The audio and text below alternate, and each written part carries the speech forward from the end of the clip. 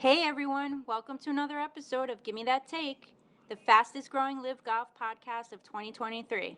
Stick around for more takes like this. As a fan, do you not want to see somebody absolutely smoke a ball where they're like, oh man, it's going to go in that row of bunker. Oh my God, he flew the bunkers. That bunker's 330 yards away. That makes it more exciting than, he's short of the bunker. Who wants to see that? I think, you know what? I mean, that's actually a really good point. A lot of these courses were built with bunkers in specific places to make it hard. If these pros are all now driving to the point that they're going over it, isn't that something that, obviously they're like, no, we can't have this because the courses are built with bunkers there for the right reason, right? Listen, to your point, I understand what you're saying, right? It's meant to be. I'm not advocating it. I'm just saying that could be. I'm just saying. What I'm saying is, right? You're a football fan. You're an Eagles fan. No matter what sport you watch, baseball, football, there's people who are better than other people.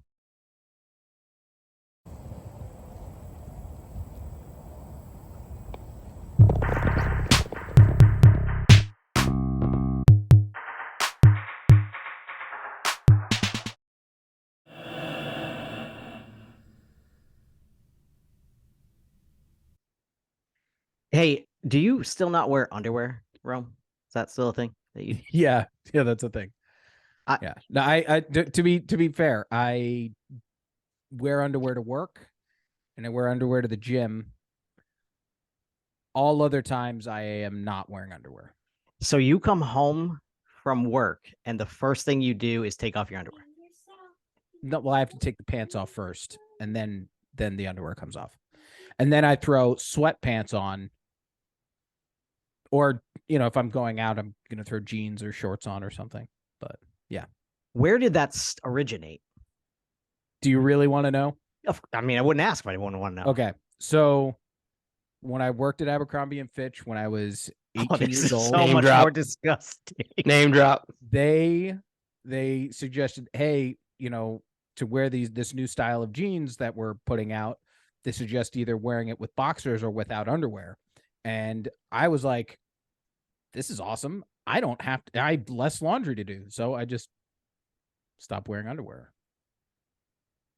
Ew. Well, at least Abercrombie had button flies, right? Yes, it did. Okay. So that makes me feel a little more secure about not wearing underwear because I would just be petrified every single time. Your chode it's got to just sit there. I mean, mine falls down my left pant leg, so I don't ever actually worry about zipping anything up. Okay, I guess. I mean, I guess if the zipper starts above, then I guess you're clear. Exactly. But also still pulling them up, you can still catch some of that metal against your skin. No, I mean, some of the man meat. No. That's never happened. Some of the roughage. Besides, I keep my yard clean. So, thanks to Manscaped. To Manscaped, yeah, actually. You hear that? Our sponsor. You hear that? Reach out. Okay, let's make this happen. It's still gross thinking there's only one layer between you and I most of the time. Ugh. I mean, especially when we're grinding. Especially then. Pigs. Who won the Valspar? No one knows. No one cares because I had money on it. You know, and you care because you lost. And the one guy that should have won lost. Therefore, I lost because that's my luck. Well, yeah, it was boring. Spieth was in the running again. Blah blah blah. Didn't convert. Blah blah blah. Same old song and dance. The most exciting golf in the world, and no debate here, was the 4-man playoff to decide Live Golf Tucson. Come on. So I got a quick question for you guys. I'm looking at Live Golf's leaderboard. Everything's been wrapped up. So it has Danny Lee as number 1, Carlos Ortiz is number 2, Brennan Steele is number 3, and then Oosthuizen is number 4. But didn't Carlos Ortiz lose out in the second playoff? That's a great question. Yeah. I don't think why is that he in has second any place if he left? If he didn't, like, I'm just very curious how that works. It's and score. He parred, right? Didn't he par to win it and they bogeyed?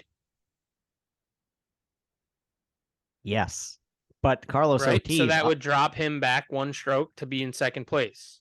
Or I mean to be back where everybody else was, like, right? So he's not in first place anymore. He's back in second place. I think the leaderboard needs to be corrected. I think Rome is right here. Carlos Ortiz No. was the first one eliminated. It doesn't matter. That doesn't matter. Trust me. But he finished the playoff +1. Everybody else finished even. Yeah, but it's regulation. He probably finished before everybody else. No, he wasn't the first one to post a -9. He was in the 4-person playoff. Everyone else parred the first time they went back and played 18. He bogeyed. So he should come in fourth. I know. He should come in fourth. Yeah. I don't think that's right. You're missing a piece. Yeah, we'll have to look deeper into the live golf rules and how they do their tiebreakers. Because if they do it a different way than what you know what, gentlemen, I think this is what I'm seeing. So round 3 was out obviously today. Danny Lee finished 2 under. Carlos Ortiz finished 6 under. So they're going by what happened in the day. Finished 1 under, and Oosthuizen finished 1 under. So I think that might have been it on the day. Right. Which is horse shit, in my opinion. But I mean, I'm just some asshole talking into a mic in his office in New York, so nobody gives a fuck what I think. But I think that's horse shit. Well, I mean, it's a lot of money. This is not pennies. Yeah. Like, I mean, at the end of, you shot 6 under in round 3. Incredible. Great job. Like, honestly, that's an amazing effort, but you obviously didn't shoot well in the first round or the second round, which is why you tied with 3 other individuals for first place at the end of the tournament, which is why you had the playoff.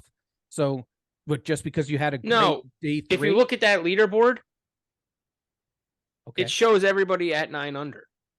So that's completion of regulation. That's completion of regulation. Not wasn't completion. So this was how the leaderboard was at regulation. This isn't the final. Are you on livegolf.com? Yeah. Yeah, I think that's what it is. We can look here. But it says round 1, round 2, round 3, and then playoff. And the playoff says -1, +1, even. Yeah, +1 should not beat even. That'd be really dumb of Liv. We'll figure it out. I mean, maybe it's an error, and we're just talking shit about something because some fucking intern didn't add things up correctly. Way to go, intern. I mean, I don't know. Anyway, that's why I asked the question. Yeah, I'm still. Yeah, we can move on. Yeah, let's move on. Let's talk about the winner. We'll skip way ahead, even though a lot of things happened in round 3 to get to a 4-person playoff, and maybe we'll circle back if we got a little bit of time to figure out how we got there. Go ahead, Jay. I gotta say, I found it. This is the live update. It's Danny Lee, Louis Oosthuizen, and Brendan Steele, and then Carlos Ortiz. So it is on there as they all finished 9 under. They have their today score, which Carlos Ortiz was 6 under today, which I believe was the best round of the day. And then it shows them in order. So Danny Lee came in first, Louis Oosthuizen, Brendan Steele, Carlos Ortiz. So Oosthuizen gets the number 2 money, right? No, Oosthuizen and Steele split. Yeah, they split second and third. There's a 3-way tie, though.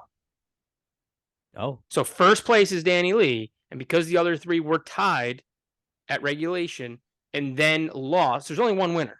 That's what you got to see. There's only one winner. The rest of the people who are going for the playoffs, they don't get knocked down. Ortiz doesn't become 3, right? And tied for second with the other 2. Okay. It's 3 guys tied at 2 because they were all in the playoff.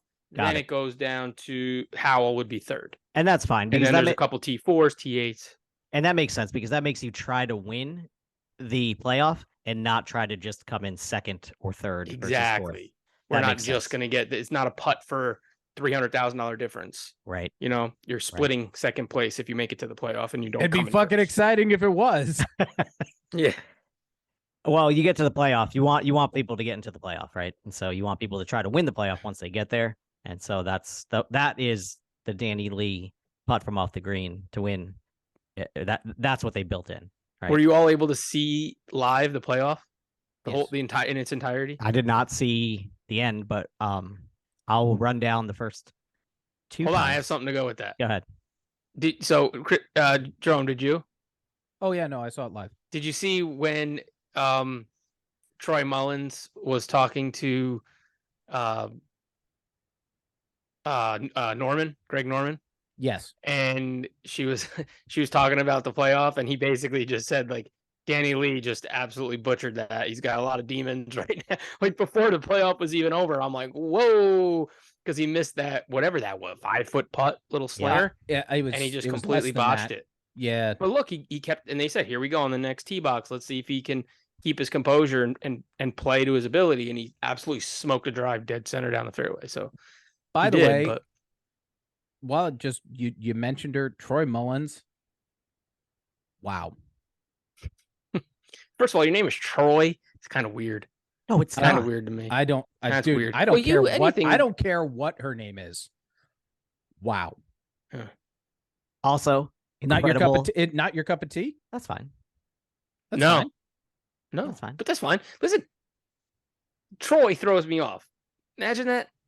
It wouldn't be Like, your that's- first Troy, Jay. It wouldn't be your I mean, first you- Troy. Dude, let me ask you a question. You, Do you call your wife by her name all the time, or do you use a pet name?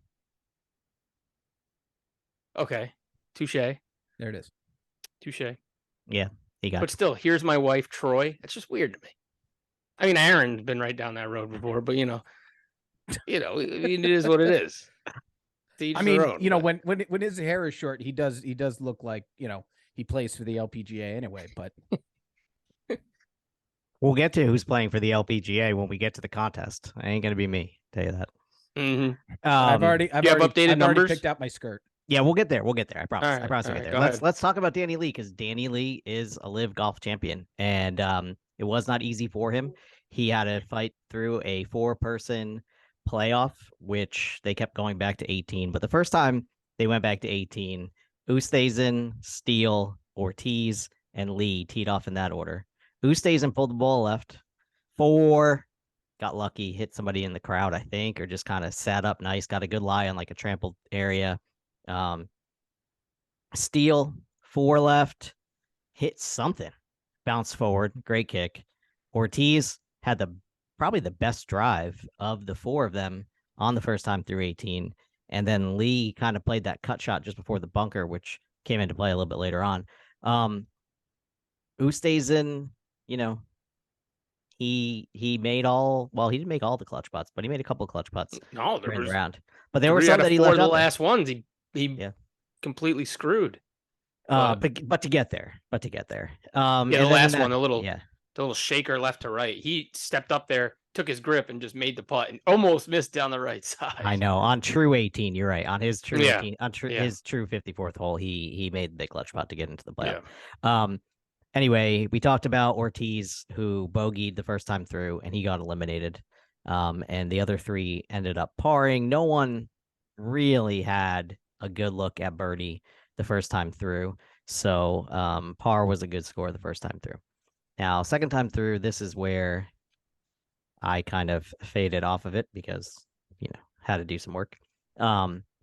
18, and you guys help me here. 18, number 2. Oosthuizen went up the kind of where Danny Lee had hit his shot just before that bunker on the right side of the fairway. And then he hit his approach shot just off the green on the right side, which turned out to be a pretty advantageous spot at the very end here. Brendan Steele cut it way right. I can't right. believe he was able to finish that out. And that tower that they built was in his line of sight. And since it was a man-made obstruction, he was able to get relief, which really helped him out there. So he got to play the ball out basically where he could have a sight line to the green. And then Danny Lee absolutely smoked the ball that 18th, the second time they played through, and then put one, I want to say it was definitely Under inside 6 feet. 6. It was an inside 6. I thought it was like 3 feet, maybe 3 or 4. Yeah, a little more. I'd say 5 feet. Okay. And But we saw that though. Yeah, we saw Beyond that. makeable. We saw that putt though, right? Because below the hole there on 18, you knew that thing was going to go off to the right. Mm-hmm. Yeah, we'd already seen that putt for Oosthuizen. So misses the putt, and then, like you said, we go to 18 for the third time. And Norman basically says Danny Lee blew it. Yeah. And we go back to 18 for the third time, and this is where I'll let Rome take over and take us home. So I didn't see Oosthuizen and Brendan Steele's shot. Danny Lee obviously hit it, to the right of the green. It was a little bit. How many feet out? 2. Yeah, it was like, I'll say it's a pace off. Yeah. Right? What would you say about Matt? Yeah. About a pace off the right hand side. Yeah, I'd say. Yeah. And then just pulled his putter out and drove it right in. It was pretty fucking amazing to see that. Especially considering he had such a layup to take it in the second one, that he made it in the third was amazing to see. And Danny Lee not winning in 8 years.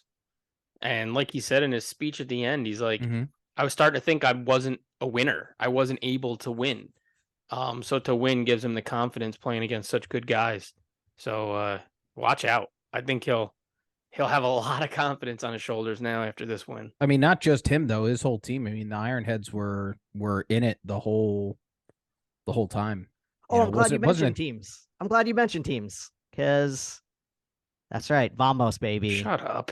Fireballs take the win, despite Sergio not being able to close out and get into that playoff. I kind of struggled down the stretch, but it was a team effort. It was a team effort all weekend by the Fireballs. They were, when one guy was down, like Eugenio Shikara was today, the other guy stepped up, and that's what it takes to win as a team on Live, for sure. Just highlight a couple things. One real quick. I believe yesterday, I do have the text somewhere that Aaron was really getting on Jerome and I about Shikara actually playing well. And I mean, Reed to come back, dude. What? I don't even know. He shot. You want me to tell you? I got it right here. I got it right here. 71, 72, and then a 66 today to shoot 4 under. So he's 5 under today. I mean, that's a comeback, bro. Come on. That gets me top of the leaderboard with points. You made up 7 strokes in round 3, which is absolutely incredible. And it should give Rome hope in the contest, because if you haven't been listening, if it's your first episode, we're playing a one and done Live contest for every single Live event. Each one of us gets to pick a player. We can never use them again. And heading into this week, Mac was sitting atop the leaderboard at 6 under par. And I was sitting in second at 5 under par. And Rome was sitting in third place at 3 under par. And what's on the line here is a round of golf to the winner. And the third place person on this podcast will play a round in a skirt from the ladies. All 18 holes. All 18. And don't worry, yes, we will have that episode. And that will be filmed, don't worry. Every shot. It's guaranteed. Just before we move on, to touch on a couple things that happened this week. Sergio played great, right? So winning score 9 under, right? For the 4 guys that were tied. Charles Howell, again, 2 weeks, two tournaments in a row, was in contention for a while. He was finished at the top yesterday, right? He was in the top today, wasn't he?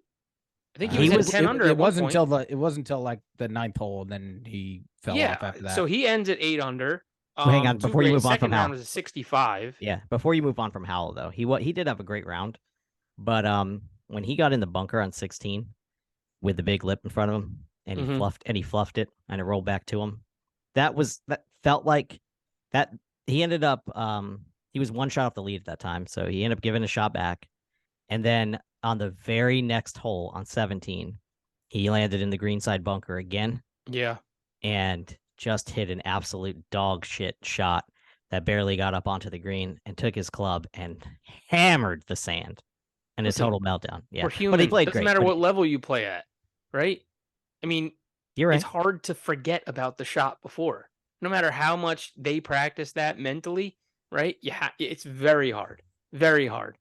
But other notable guys, Mito Pereira, 7 under, shot 4 under today. 2 good rounds on Saturday and Sunday.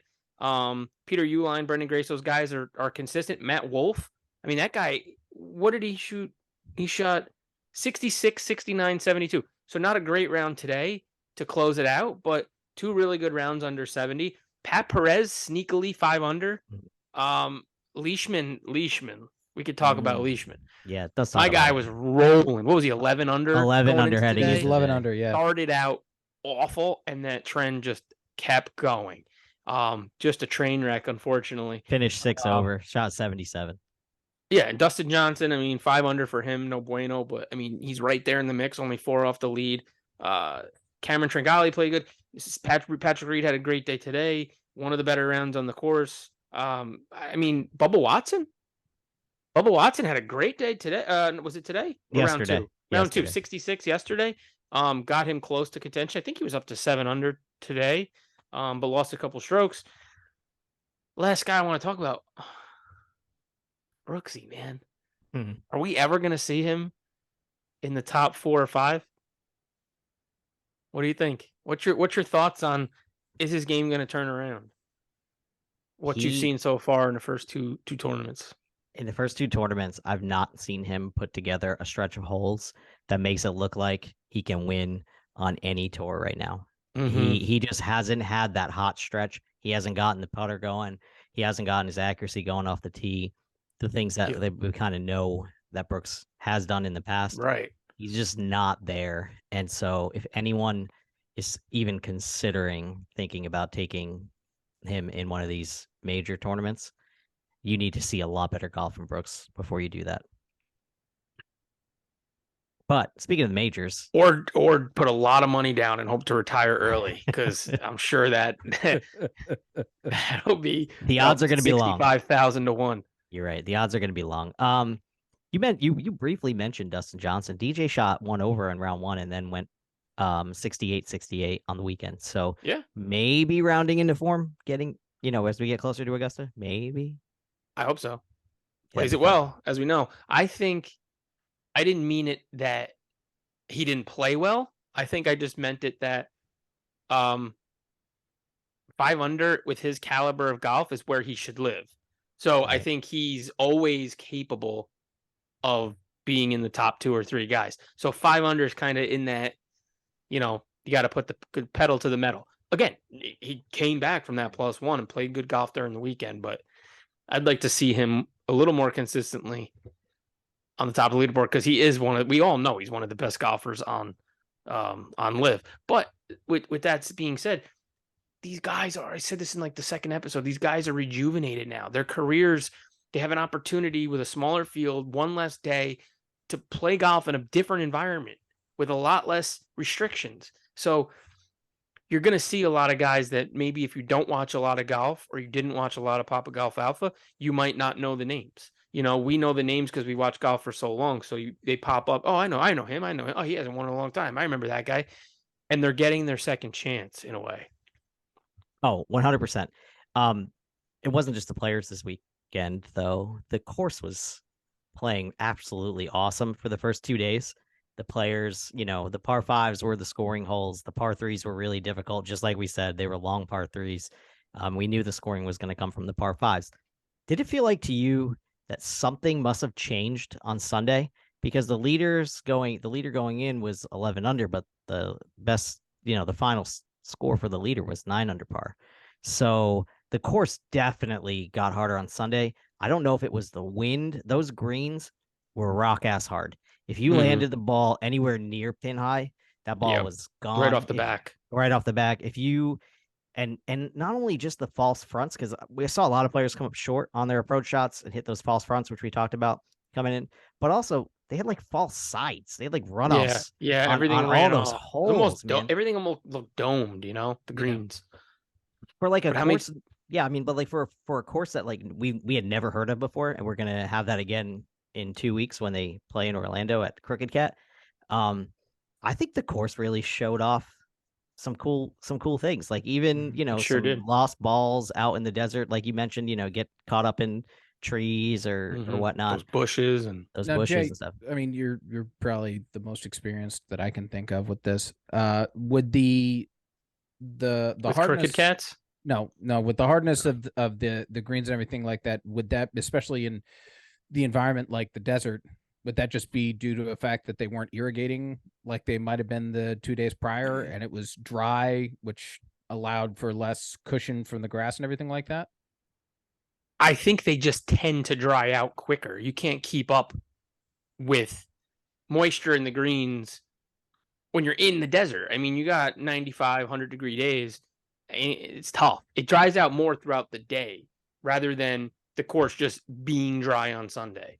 It's not necessarily not irrigated enough. It just dries out, especially over the first few hours once the sun comes up. And they're starting later too. You got to remember that.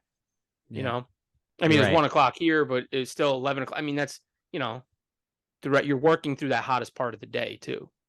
But I think if you're watching the telecast, you saw, because they did it. I mean, the telecast, first of all, props to them, were far and away better than any other golf telecast. Because it keeps you, they make jokes. It keeps you laughing, keeps you interested. But even great. like the technical stuff, like putting the wind location, where it's coming out of, how it's blowing across the fairway, you know, like stuff like that, that really kind of adds to what you're watching. Like you're watching a ball come off, you know, with the shot tracer. You watch a ball come off right, and you saw already that there's an 18-mile-an-hour crosswind going to the right, and you're like, oh, that's trouble immediately. Like you feel like you know what's about to happen, or you have better insight into the ball flight for sure. I felt that way, at least. And the 4-fan drones they use, those things are beasts, man. You just get those flyovers, you really get a sense of what the hole looks like. It's awesome. Let's About oh, go ahead. You got something else? I just wanted Jerome, Bryson DeChambeau. So yeah, with Bryson, I mean, what do you think? Set +7? I mean, I feel like, because I watch him on YouTube all the time, and he plays against a lot of YouTube guys, like Grant Horvat, Micah Morris, those guys, good guys, and I feel like sometimes he might get like caught up in that YouTube or social media world where he's not saying he's not practicing the game. Let's be real, but I feel like he's maybe doing too much of that and not translating that into competitive golf. Maybe that's throwing him off. He's doing different types of, you know, I don't know. I'm just curious. Of +7, I mean, that's not Bryson-esque. That's not captain type play for you know, I mean, with the bottom 5 finish on the week, and he didn't finish very well the last tournament either. So, you know, I think he needs to figure it out. I mean, he's known as the mad scientist. Like, if anybody can fucking figure it out, he needs to be the guy to do that, and quick, because you know, you can't be the captain of one of these teams and, you know, go for the gold, and, you know, when all your players are the ones putting forth the better effort and you're holding everybody back. You mentioned the analytics, and it's sometimes, if you know too much, like everyone's been there on the golf course, they've watched a YouTube video of, or they watched a video of their own swing, or they've watched someone else's putter grip and they haven't been putting well, so they go out on the golf course and now they're tinkering with their putting grip, or they're tinkering with their takeaway on their backswing, or they're trying to hold their finish, or, you know, whatever it is. Just every little thing gets in their head, and you can, if you listen to the conversations, I think it was on Friday. Yeah, they had his caddy was mic'd up, and some of the numbers didn't even make sense. Like 1030, right, 230, 84, right? And it's like, yep, what is he even talking about? Roll to 39. It's like, wait, what? How does that even make sense? But that's the thing. You saw that a lot, going back to the same thing you guys were saying, kind of piggybacking off of that. A lot of times when he was televised and they were showing him hit, he would hit, the ball would hit the green, go off, you know, go way off the green. He's now 15 yards off the green, and he'd look at his caddy like he's actually going through the numbers in his head. Like, why didn't that land where I wanted it to land? Like you said, Aaron, that's too much for me. Now you're just play your game. You're trying to have as little thoughts as you can in your head, not more. I mean, I think I think a lot. I mean, as an amateur, a very, very low amateur, I think there's that. Yes, he's very analytical about it, but I guess maybe he's losing that feel type, because there is a lot of it that's instinctual and about feel. That's something that they talk about a lot of the younger players that are doing really well, is that, they have a good feel for it, and they're instinctual about how they approach their game. He might be losing that, and that might be the big issue. This isn't talked about enough because it's cool, or it's kind of like trendy, and like something, it's like a talking point for like all the golf media folks and like even players on tour. But the same length clubs, I kind of get it, like in a sense, like, all right, I only need to learn, I only need to remember one swing. The bottom of my swing is always in the same place. But there's a reason why the bottom of your swing isn't always in the same place, because you need to hit shots differently with your 6-iron than you need to hit with your 9-iron. You just do. And I don't know if this big cool thing that Bryson's been doing is just a total backfire, and if he's stuck with it now, because if he ever went back, he'd have to learn how to hit every other club in his bag except for his 7-iron. And Right. how can you do that if you're a professional golfer? So I don't know if he pigeonholed himself into this like gimmicky, shticky thing where like I'm the guy who's going to reinvent golf clubs. Well, you just look around, like read the room. Everybody else is using different length clubs, man. Like maybe you don't know more than the rest of the professional golfers on earth. I don't know. I'm just saying. I can't tell Bryson how to play golf, obviously, but it feels that way. Yeah, he won an Open. Yeah, he won a couple big tournaments. He was dialed in. He's been playing great golf for a long time. I know, but sometimes that run doesn't have as much to do with what you think it has to do with. It just meant that you were locked in then. Had nothing to do with your putter grip, had nothing to do with your swing. It just had to do with maybe he thought less out there then, or whatever. And I know everyone always tries to get back to that best round. Everyone always tries to get back to their best swing, their best feel on the greens and whatnot. But he's playing a different game than everybody else when he's playing one length clubs. And maybe the misses, the carries, the distances, the spin off the clubs, all that is very similar for everyone else and very different for him. And so the courses can challenge him differently than they could challenge the other players. That's all I'm saying. Good way to put it. I don't know. Let's talk about the team, because team golf is everywhere, including in the professional ranks. Obviously, the Fireball is one. What a surge on Sunday by the 4 aces. Almost got there. It's why they're the best team in the league, right? I mean, it just is. Yeah, they did. They had an awesome finish. I think it was like the 16th hole or 15th hole, they secured second place. Yeah, I mean, we said it in previous episodes. They know how to play that team game. They were lights out last year, and it's carrying over. 11 under. They were 7. Let me look real quick. Yeah, they were 7 shots clear of the field on Sunday as a team. That is saying a lot. And if you look the other way, the High Flyers, man, were they incredible Friday and Saturday, right? Like they were the talk. Phil was in it. He was hitting balls all over the place. He looked like he was like 33 and not 53. Yeah. They were 21, sitting 21 under after 2 rounds, and then Phil lost it. The rest of them pretty much lost it. Not a good day to be a High Flyers fan, for sure. Rome, not a great follow-up effort. Obviously, you talked about Bryson, but Crushers +1 today, off the podium, 9th overall. 9th overall, not a good. Yeah, everything kind of fell apart. Lahiri wasn't really able to put anything together. Paul Casey was kind of in it, and then he fell off. Howell was the only one really holding it down, and then obviously Bryson was basically completely out of it from day one for Crushers. Jay Ripper, Jetta Morgan is a non-factor just about every week, right? Cam played meh golf all weekend, even -1. Of course, yep. Leishman was the leader after 2 rounds and then blew up with a 77. Matt Jones played decently well. He got a top. He actually played really well. He had a top 6 finish, under par every round. So he was holding it down for Ripper, but couldn't get on the podium. Yeah, you said it. I mean, you hit it right in the head. They were hanging in for a little while yesterday. Leishman was just absolutely destroying the field.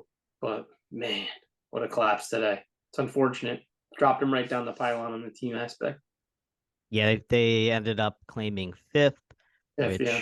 was 3 shots off the Ironheads, who made a surprise, obviously, on the back of the individual winner. So good effort by the Ironheads. Obviously, we know how good the Four Aces are, and I really think that the Fireballs are super deep. They got 4 players who can play. They got scores that they can count on every single week. Sergio's looked really good these first 2 tournaments, and I think he's in for a big season for Fireball. So overall, it hasn't really been neither of the first 2 tournaments have been a big team competition. I saw, and I want to get your thoughts on this. We had a playoff today for the individual. I saw that Liv added a playoff for team this year. That's cool. And so if you I want to make sure I get this right, but I'm not 100%. Yeah, if teams tie for the team championship, not or for that week, not for any other place, but they tie for the team championship, the captain gets to pick a player to go out and play. Wow. Yeah, and get to go play 18. So we might get some additional golf on a week where like somebody runs away with the tournament by 6 strokes, but 2 teams are tied for first. That's going to be awesome. That's going to really push team golf, I think. That's so interesting. That's like, can you imagine like Phil standing up there, like it's High Flyers and Ripper, and Phil's like, I'm playing, and Cam Smith's like, I'm playing. Let's go to 18. That's going to be so cool. Go. And Phil shines and can actually eat, because then at that point it's like Matt's playing one hole. Just got to win that one hole. It's not a marathon. It's just a sprint.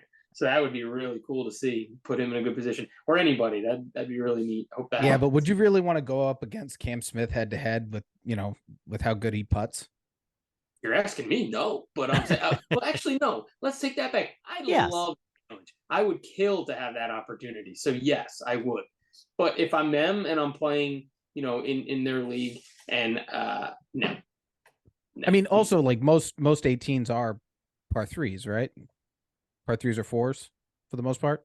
Actually, it's a real good mix. It's typically not a par 3. It's usually a par 4. But it depends on the course.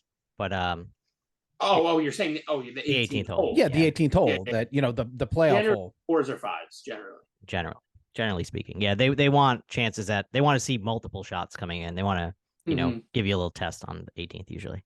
Yeah. Not that there's always a hard hole, but just that they want to see a couple shots. It prolongs the drama when people have to hit a fairway and then hit an approach shot and then make a putt versus just hitting a tee shot and making a putt. Right. I personally think par 3s are the hardest holes in golf. Oh yeah. Speaking of hard at golf, we gotta just really quickly talk about the ball roll back. What do you think about this? I don't know if you guys have heard this, that the RA and some other organization, whatever legislation in golf, is saying in 2026 that they're going to take like 20 to 25 yards off the balls that the pro golfers are going to use because they're hitting it too far.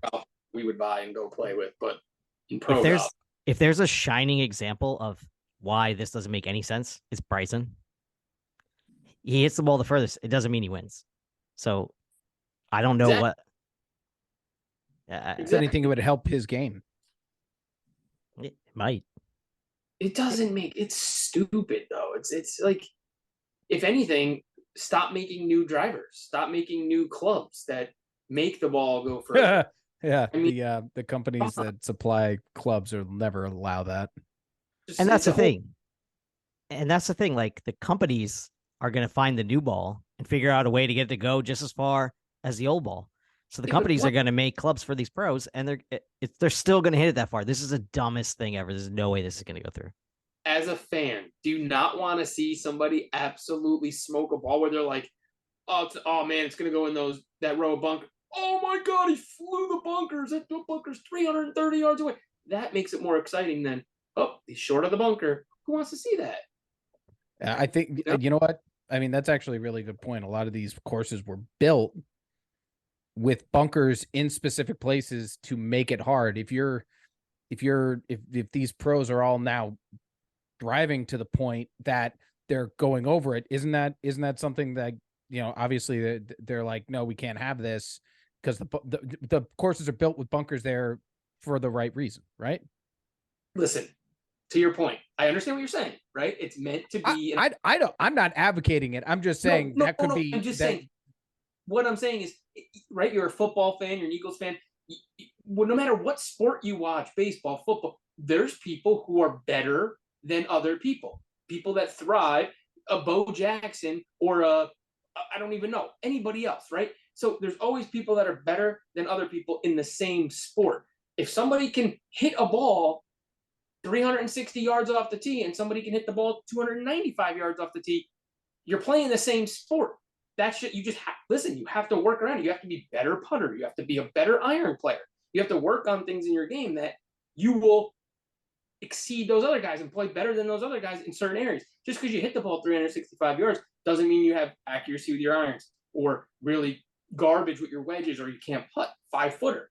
That's why I see your point, but every single sport across the board would have to change something to accommodate the people who aren't as good as the other people. 11 years. This is the 11 episodes, not 11 years. 11 episodes. This is your best argument yet for golf, is that all of these sports, you look at football from 1940, it was slower. They didn't throw the ball as far. They didn't run as fast. They didn't hit as hard. The game got arguably They didn't let better. black people play it very often. Well, that's golf too. They didn't let the sports have evolved. NBA still plays on a 10-foot hoop. Major League Baseball still throws from 60 feet 6 inches. You know, a soccer field is the soccer goal is still the same size, and there's no reason that the great athletes of the world shouldn't be able to shine on a golf course because they can hit it further and straighter than the other players. That's what a great athlete can do in every professional sport. So stop trying to take that crap away from golfers. That's really dumb. Mm-hmm. I agree. I'm going to play devil's advocate with you. Good. Just for a second, just for funsies, right, guys? All these other sports you're talking about, the athletic performance and everything like that, they have a lot, you know, technology has also allowed these sports to be better. The way, for basketball, the way that sneakers are built and constructed for playing basketball, specifically to cushion this, that, and the other thing. For football, cleats, pads being lighter, helmets being made specifically to prevent concussions, to allow players to play for longer, so on and so forth. Baseball, I don't fucking like baseball, so fuck. I was hoping you made a baseball. I'm not going to spend any time thinking about that.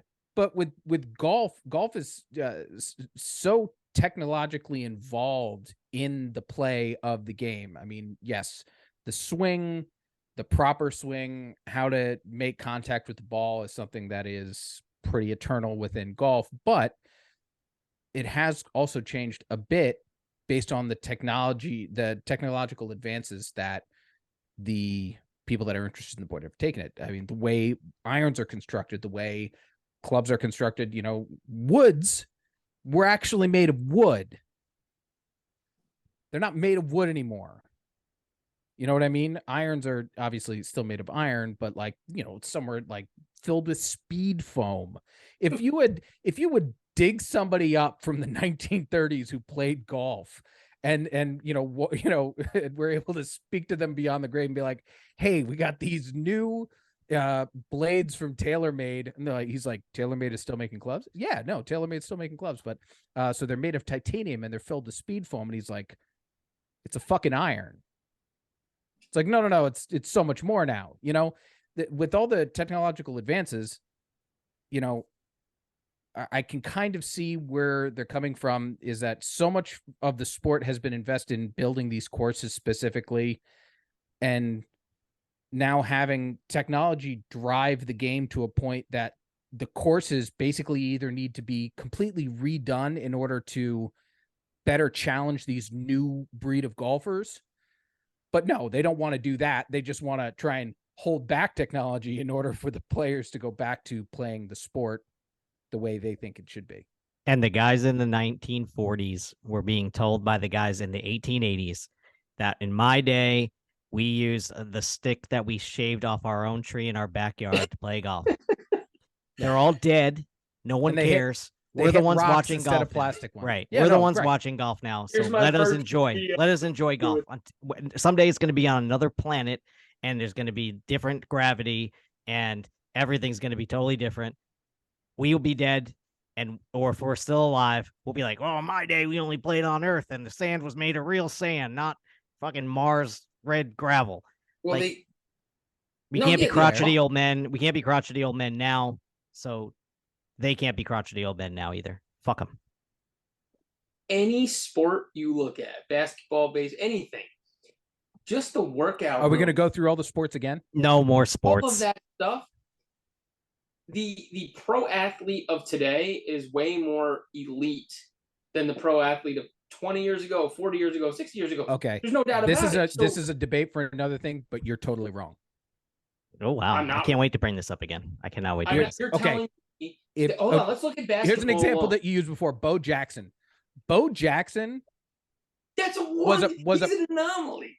but he's what? Nobody's a Bo That's Jackson who's from above and 50 beyond plus years athletic. ago. He is such a better athlete than anybody playing in the NFL right now. The players, they get cramps. They can't play full games. People back in the day, you had one running back.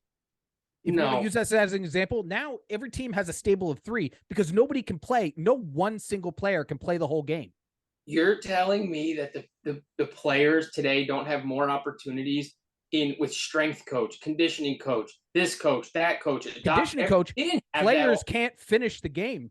They don't have conditioning. That's because back in the day, coaches used to run them until they nearly died. Where Players is- nowadays, you- players nowadays wouldn't be able to play against, if you were able to find in some fictional universe where you could take a team from the 1970s and put them up against today's team. Yeah, they might be able to throw the ball better, but those 70s players will destroy modern players 1 against 1. I think we found the crotchety old man on this show. That's fine. I'm fine with that. I'm fine with You're that. Modern You are players obviously entitled to your might opinion. be able to jump higher and lift more weight, but they don't have That was my argument. they My don't beginning have the argument is that long-term they have ability more that they did back in the opportunities to day. be more of elite athletes today. They're bigger, they're stronger, they're faster. It's true. You can pick out a Bo Jackson or a whoever, right? That's just picking out 1, 2, 3 guys. I'm talking about across the board. The guys today are more fit, stronger in every They are sport. not more fit. They're not They more are. fit. They can't finish Okay. a game. Ah, I think They can't. I think the only counterpoint to they can't finish the game is that's because they're playing against a player who would have been the best player in 1970 every single second of every single game. They're not playing against Nick Rush, who's the Look at sixth this. man for Wow. the Phoenix Suns. That's Look at that's basketball. that's fucking brutal. Okay, Look where you didn't we've have gone to, with you didn't have to basketball. do that to the man. you can sit there and it's a Where's Waldo of the white guy in basketball now. I love right? that game. But it used to be a full team of white. You can get one black guy, one tall black guy. We're going down a Bill slippery slope Russell, right here. and I don't like where this conversation's going. I love this. I hope this comes up. I hope this comes up on more You episodes. had I really people do. who were running around that weren't necessarily big or fit or strong. I'm talking about guys today can hit the ball further, hit the ball longer. You have courses that were built. Wait. You have courses that were built in the 1800s, in the 1900s, 70s, 80s that you're not going to change today. You might reshape a bunker. You can do that. That's Move a easy. tee back. They Yeah, do it you at can our do this. local places. You can move tees back. You can literally cover up and move bunkers. But you can also build a course today, like Tiger Woods has done, that is longer, does have more obstacles within that 300 to 340 range where you're going to get into more trouble. So you can also adapt with the times, but you're not going to change a golf course completely just to accommodate people who can't hit that far. But there Actually, are people that can hit over those bunkers. that just hit a buzzword in my head. So perfect example, Michael Jordan. Michael Jordan built his own We're going course. back to the one. Go ahead. No, just listen. I'm not talking about basketball. Michael Jordan built his own. You haven't heard about this? He built his own course, but he Yes. built it specifically for the way he plays golf. Sure. Yeah, So that the billionaire, he picks his own members. I think there's like 25 members. But he's also, and this is obviously a well-known thing. This isn't defamation. I mean, the man is addicted to gambling. Addicted to gambling. I mean, he's constantly, playing against pros on his, but he built it specifically to play to his own strengths. And it's well known amongst professional golfers that going there to play against him is not advisable. He doesn't lose. He always makes sure he has the upper hand. Right. Because people that clearly outdrive him get into a lot of trouble the way he built the course. All right, we have reached an impasse. This is officially our first train. This is officially our first train in Ohio segment for sure. Oh. Like this is derailed. Can you say that? I don't know. That was maybe a deep cut right there. Anybody play golf this week? I did. 44-44 wasn't a great round, but got to go out and play. Anybody else? Unfortunately, we had a blizzard on Tuesday, so I didn't get to play golf.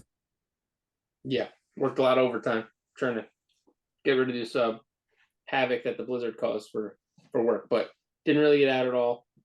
Today, of course, the coldest day we've had in a while, 30 degrees. I was out there hitting some in the backyard, freezing my bolinos off. But yeah, hopefully soon. Got a whole week of 50s and 60s coming up, so that's like summer for us. It wasn't bad in the sun. I messed around with my wedges for about an hour with some of my foam balls just while the sun was out. But the second the sun went away, had to go inside. Yeah, with or without drawers on when you were out there hitting balls. Obviously, I didn't have. When I practice at my house, I don't wear pants at all. I just go outside, just like hanging brain. So sorry, neighbors. I'm so sorry for your neighbors. All right, Rome, bring us home. Do you think? All right, we're on socials. So if you're listening, hit like, hit subscribe. YouTube, check us out. Leave comments. Let us know what you want to hear.